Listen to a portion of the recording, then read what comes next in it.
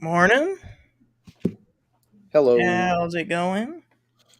All right, welcome back to our Album of the Year series. We are continuing on through the 60s, getting up to 1967. This is a really big year for music because this is kind of the year that music became extremely experimental. So I'm excited about going through 1967, talking about our top three favorite albums. Are you excited about that? Yes, I am.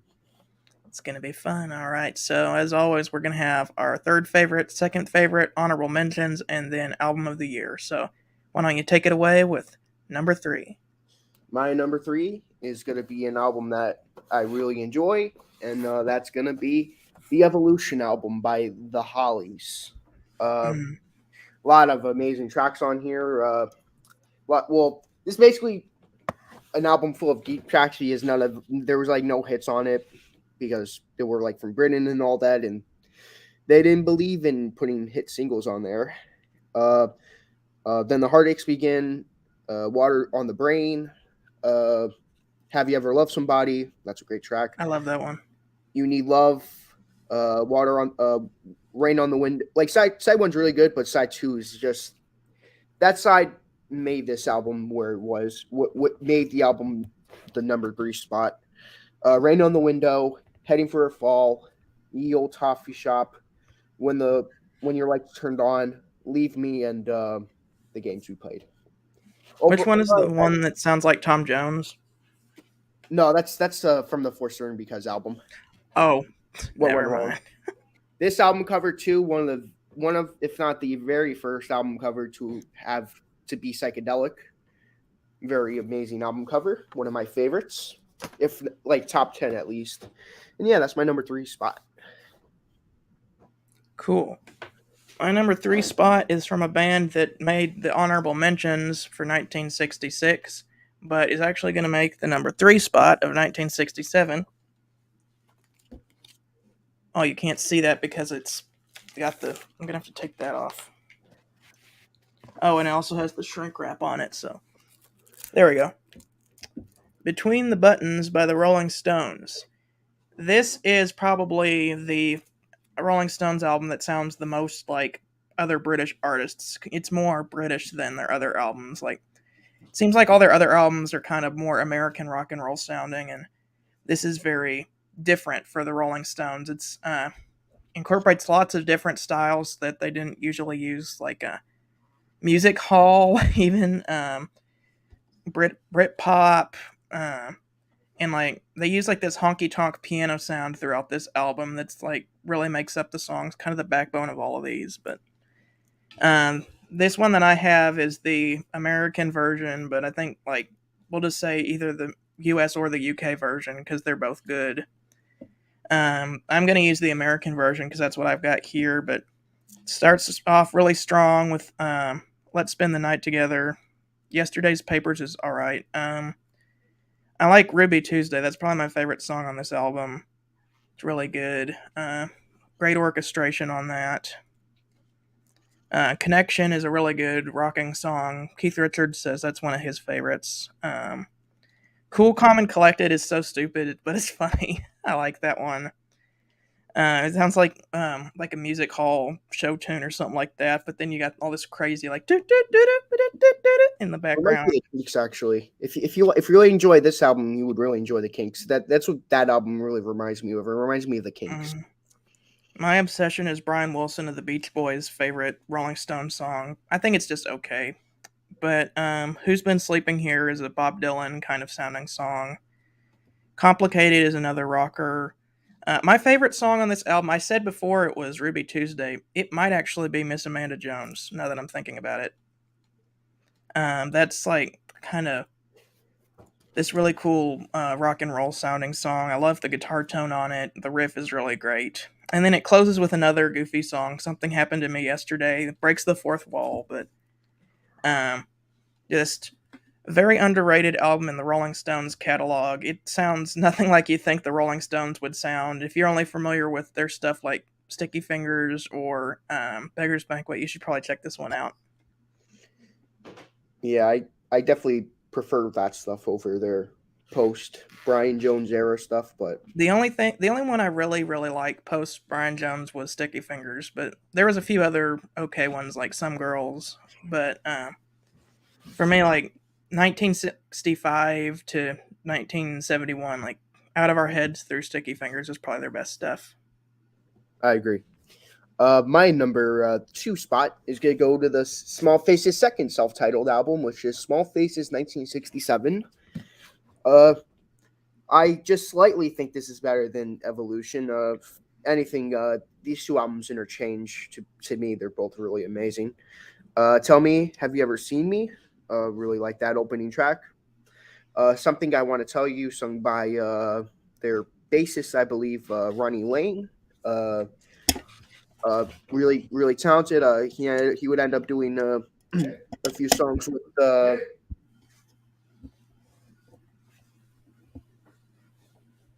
Oh, just a second. We're experiencing technical difficulties. Ooh, sorry about that. Um, as I was saying, something I want to tell you, Ronnie Lane.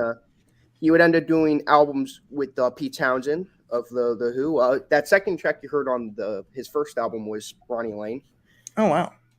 Feeling Lonely, really nice. A nice little harpsichord little song, sung by really great vocalist by Steve Marriott. Happy Boys Happy, really good instrumental track. Things Are Going to Get Better, really enjoy that track too. My Way of Giving, another amazing track in Green Circles. I don't know if anyone heard, whether you be from the chat or replay, the song from Donovan, Hurdy Gurdy Man. That was actually influenced from this song. Donovan really liked the song and he felt influenced by it, so he made that song. Become Like You, really good track. Get Yourself Together, really enjoyable. All of Our Yesterdays, another great track sung by Ronnie Lane. Talk to You, I really enjoy it. Show Me the Way, another amazing track sung by Ronnie Lane. Up the Wooden Hills to Bedfordshire. This was actually sung by their uh, their their I forgot by the keyboardist. Forgot his name. I always forget the name of this person. Let me look it up. Ian McLagan. That's his one and only leads. Actually, one of two lead song, like one of two songs that he did lead on. And this amazing album ends with Eddie Streaming.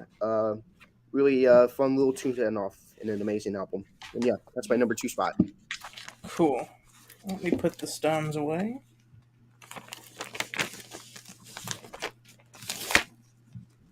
All right. My number two album is The Who Sell Out, 1967. Number two. Whenever I listened to this album the first time, I was listening through these guys' discography.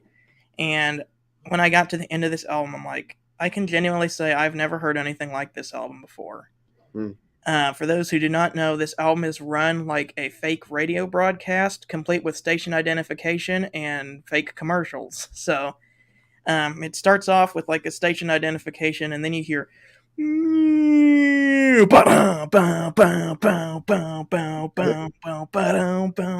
And it's like this really hard rocking song with all these crazy vocal effects and like swirling around your head, especially like most 1960s recordings. I think the mono versions are better because they spent more time, but this one definitely is better in the stereo version. Like the sound effects are like swirling around your head. That's Armonia City in the Sky, if you want to know the name of that song. And then it has like this goofy trailer or commercial for Heinz Baked Beans, which you might see on the front.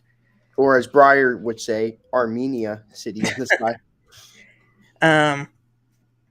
And then there's also some other really good 1960s pop songs on here. My favorites are probably Our Love Was, I Can't Reach You, and then my favorite on this is I Can See for Miles, which inspired Paul McCartney to write Helter Skelter, because he hadn't even heard the song, but he heard in an interview how it was supposedly the most rocking, noisiest song ever written, and Paul McCartney's like, I can top that. And listening to this song, like, for the time it was very hard rocking and noisy, but like it's nothing compared to Helter Skelter. Because that's pretty much just Paul McCartney screaming. Yeah, guess what band inspired the Who to do the riff of I Can See for Miles? Who? The Hollies. Their Really? 1966 track I Can't Let Go inspired Pete Townsend to do the riff of I Can See for Miles. So one amazing band Oh, to another amazing band to another amazing band. cool. You flip the record over. I already mentioned I Can't Read Two. That one's really good. Um, Silas Stingy is this really funny song about this Ebenezer Scrooge type guy who is so paranoid about losing his money that he spends all his money buying things to protect it, and then realizes he doesn't have all his money anymore because he spent it all on things to protect his money. Sunrise is a really great song. It's just Pete and an acoustic guitar. That one's really cool. And then this ends with the mini rock opera Rael, which is kind of about like World War One and goes through several different sections and themes, which is really cool. Anyway, it's a pretty cool album and you should check it out. Okay, now for our honorable mentions. Just like the last two episodes, I have many of them. The Birds, Younger Than Yesterday. I'm just gonna go through the ones I don't have on me. The Doors self-titled album, their second album, Strange Days. Freddie and the Dreamers, King Freddie and His Dreamy Nights. Let me look. The Left Bank, Walker Ray Renee. That's a really good album. Um. Walk Away Renee actually inspired Boston to write More Than a Feeling. Oh, really? Yeah, that's that old song they used to play is Walk Away Renee. Interesting. Um. Wow, I didn't know that. Stevie Wonder, I Was Made to Love Her. That's a good one. The Trogs, Cellophane, and now to actually show the albums I actually do own.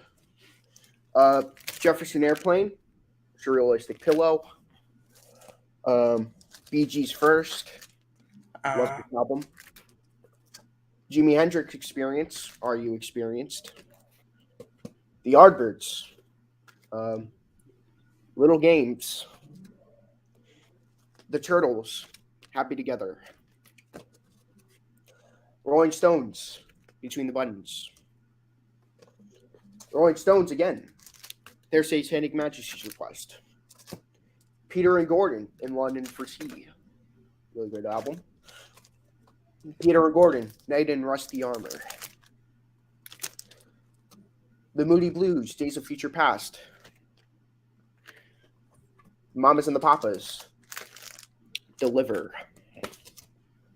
Which that album name was based off of Mama Cass's Child. The Kinks, Something Else by the Kinks.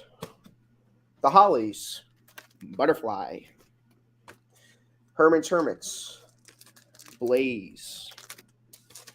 Herman's Hermits again. There's a kind of hush all over the world.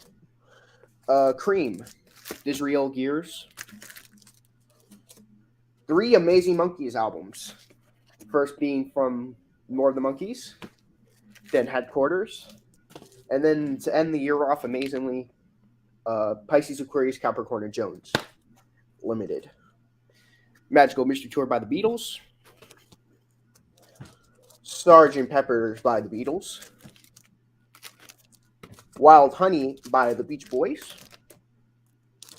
Smiley Smile by the Beach Boys. And then lastly, Winds of Change by Eric Burdon and the Animals. So yeah. cool. I'm gonna have to open up my phone to find. Okay. Um. So.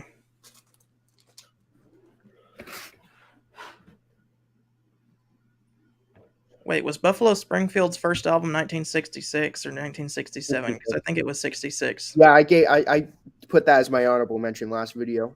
Anyway, honorable mentions for me: Disraeli Gears by Cream, Headquarters by the Monkees, Magical Mystery Tour by the Beatles, Wild Honey by the Beach Boys, Are You Experienced? Jimi Hendrix. I'm gonna go ahead and put Evolution by the Hollies because I liked that album whenever you played it. Yeah, And that was last week. Yeah. there was one other one that you had mentioned that I forgot was 1967. Butterfly by the Hollies, maybe. It was a different band. Like you held it up and I'm like, oh wait a second, that's 1967. Let me see. Was it a band that? Okay, let me see. Oh yeah, the Moody Blues. Yeah, Moody Blues, Days of Future Past. That's the one. That was the one. That's a really good album. Anyway, that's my honorable mentions. Wow. So the Hollies ended up on your honorable mentions. That Yeah, makes I me liked happy. it. Awesome. Although looking at the track listing, I would probably like the U.S. version better because that Carrie Ann song got stuck in my head whenever I listened to it. Would the For Certain Because album would have ended up on your honorable mentions of 1966? Yes. Now Ooh, that we've heard it, yes. awesome. Well, my number one album comes to no surprise. Surprise, surprise. My favorite album of all time, The Who Sell Out. Uh, Normally, when I think of bands selling out, I think, wow, this could be the worst thing I've ever listened to, but turns out it's the best. First track, like Garrett said, he said it perfectly, starts off with Monday, Tuesday, like goes to the days of the week, and just starts you off on a trip, and I mean that in the best way possible. It's just an experience that any Who fans that haven't listened to this, you have to listen to it, or else you're not a Who fan. Very different than Who's Next. Yep, and I This think is a better representation of their 60s material. yep, their first two albums are they got more experimental. Like the first one, like it's just like a plain album, and then like the second one was like a little experiment. This one just took them on a different level of experimentation.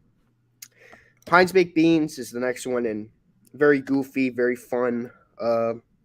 Keith Moon with the "What's for tea, Mom?" "What's for tea, darling?" by Pete Townsend, and the Ox going, "What's for tea, daughter?" It's such a fun track. Love it a lot. Marianne with the Shaky Hands, a really nice track with Townsend and Daltrey singing harmonies on it. Odorono, really great track. Townsend really sung it really well.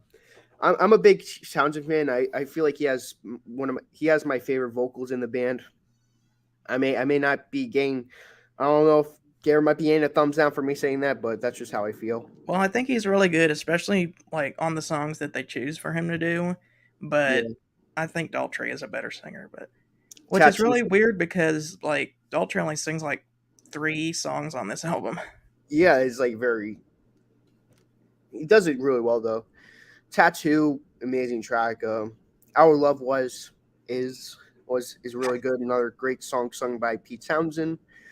I Can See for Miles, like Garrett said, an amazing track. Not my favorite song on the album, but it's great nonetheless. Flip the side two, and you get I Can't Reach You with the beginning with the Charles Atlas or to be A beast of a man. Medak, really fun little track by John Entwistle. Like a baby's bosom. And that song goes into relax really well. And then Silas Stingy comes on, and it's like, wow, this is great track by Entwistle. Sunrise, probably my least favorite off the album. It's a great track, but it's not like a track that I go to a lot when I go through the album. And last track, Rael 1 and 2, which is really great. One of my top 10 favorite Who songs, which we will be doing a top 10 Who battle tomorrow. So, oh wow, that's tomorrow. Yep. Yep. Be sure to tune in for that. You're probably gonna be very surprised at what songs did not make my top 10. But like with this band, they just got so many good songs that. Anyway, my number one, and it's probably no surprise if you've been around the channel for any time. Sgt. Pepper's Lonely Hearts Club Band. Not this particular copy, but this was the first album that I ever got on record. The one that's my first album I ever got on record is actually framed behind me. This is my UK copy.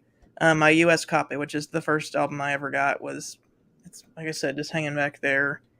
The UK copy. What is it? Copy. What is it? You have a UK copy? Yeah, this one. Oh, really?